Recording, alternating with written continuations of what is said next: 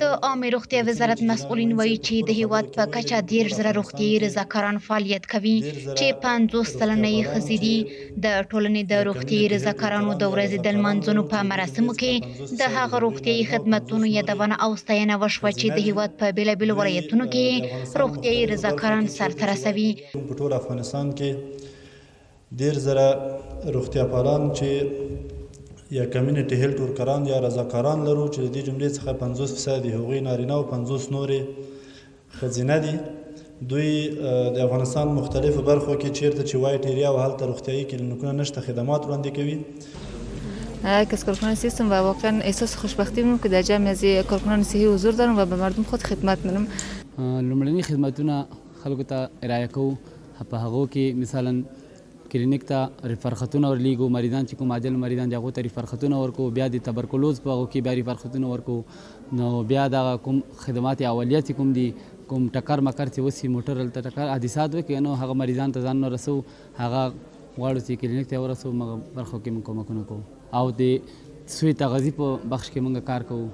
خواستم از حکومت و از مؤسساتی که در این قسمت کارونه خواست ما است که هرچی مثلا امی قدر کارکن صحی زیادتر شود سطح آگاهی مردم بالا رفته و میتوانیم یک جامعه صحتمند را بسازیم. د عامه روغتیا وزارت مسؤلینو وویل په کومو لرو پرتو سیمو کې چې روغتیايي مرکزونه او روغتونونه نشته، روغتیايي رضاکارانو هلته په ښه توګه روغتیايي خدمات وړاندې کړي چې په تیر یو کال کې د 400,000 زیاتو ښځینه ناروغانو ته یې روغتیايي خدمتونه ترسره کړي او په نورو بیلابیلو برخو کې د ناروغانو لپاره لومړنۍ روغتیايي مرستې رسولې دي. تقریبا په تیر کال کې 4,02,980 د زیږون نه مخکې پاملرنې یا اینوي دوی ترسره کړي دي. 2,11,690 په شمېر کې د زیږون نه وروسته پاملرنې دوی ترسره کړي دي. 1,8,214 په شمېر کې نارمل راجعات ورکړی د نورو بیمارانو ته. تقریبا د 10,240 په شمېر کې اختلاطي زیږونونه یې ریفر کړي دي. 1,50,916 په شمېر کې د خوارځواکۍ ماشومان ریفر کړي دي مربوطه مرکزونو ته.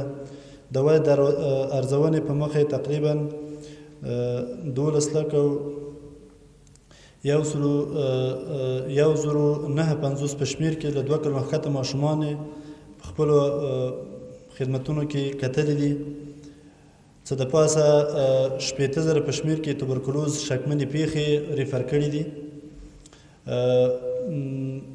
د 3,180 تنه ناروغانو چې دوی ملاریا تثبیت کړې ده او چې مایز کې ثبت کړي دي د هغو درملنه ترسره کړې ده. د 15,02,916 په شمېر کې تنفسي حادانتاناتو د پیښو درملنه ترسره کړې ده. د 15,15,101 په شمېر کې ټول روغتیايي کارکوونکو په واسطه د حاد نسناسي پیښو درملنه شوې ده.